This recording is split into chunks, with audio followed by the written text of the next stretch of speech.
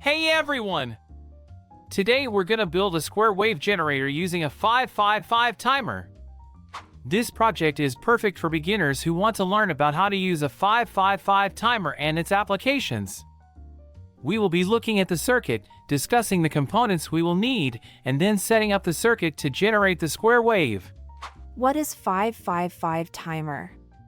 The 555 timer is an integrated circuit that is incredibly versatile and can be used to create a wide variety of timing circuits. In this video, we will use it in astable mode to make a square wave with desired duty cycle and frequency. Square wave is a periodic waveform that switches between two fixed voltage levels, logic high and logic low. So what components do we need for the circuit? This circuit is simple enough to build on a breadboard. To build it, you need the following components: 5 volts battery or power supply, an E555 IC, 2 resistors, 1 LED, and 2 capacitors. We select resistor R1 to be 470 ohms, the resistor R2 to be 3 kiloohms, and the capacitors to be 220 microfarad. This will result in a square wave with a frequency of 1 Hz and a duty cycle of 50%. How to make the circuit? Place the breadboard in front of you. If you're not familiar with breadboards and how to use them, check out our breadboard video from the link above this video or the link in the description. Connect the power rails at the top and bottom of the breadboard in this way. It allows us to bring power anywhere on the breadboard easily. A voltage of 5 volts is suitable for our work. Then insert the NE555 in the middle with its notch facing to the left. As with most ICs, we connect pin 1 to the ground rail and connect pin 8 to the VCC rail. Connect pin 4 to the pin 8 or VCC rail. Insert the R1 resistor between pins 7 and 8. Connect another resistor, R2, between pins 7 and 6, as you can see here.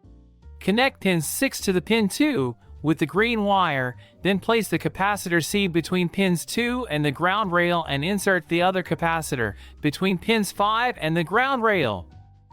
Installing the second capacitor is optional and you can skip it. The pin 3 is output. You can insert the LED between pins 3 and ground rail to see the result.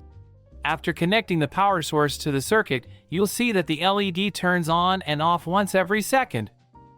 Since the duty cycle is about 50%, the LED is off for half a second and on for half a second within the 1 second time frame. How do we change the duty cycle and frequency? In astable mode, the duty cycle and frequency are obtained from the following relationships.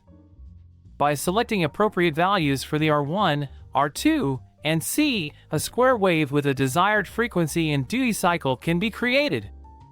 You can access the 555 timer circuit calculator from the link in the description. By adjusting different values, you can find the suitable components to achieve your desired frequency and duty cycle. In our next videos, we'll be talking about using the 555 timer in other projects. Let us know the circuits and projects you have in mind in the comments. We will show you how to build them in next videos. To see new videos, please subscribe to our channel. Thank you.